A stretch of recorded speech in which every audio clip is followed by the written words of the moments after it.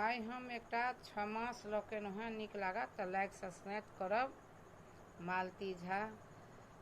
चढ़ल चैत चित चंचल मेरो, चढ़ल चैत चित चंचल मेरो, आए बैसाख घेर लियो सगरो, जेठ पिया नहीं आई, लिखब कैसे पाती हो, सखी श्याम बिना आँखिया नींदों ने आबे हो, आयल अखाड़ घेर लियो बदरा,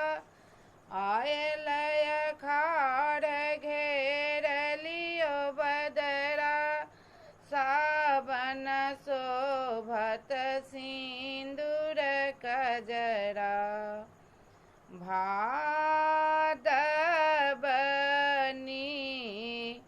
सियान हरिया, कटब कैसे राती हो, सखी श्याम बिना आँखिया नींदों ने आवे हो, सखी श्याम बिना आँखिया नींदों ने आवे हो, लिखब कैसे पाती हो।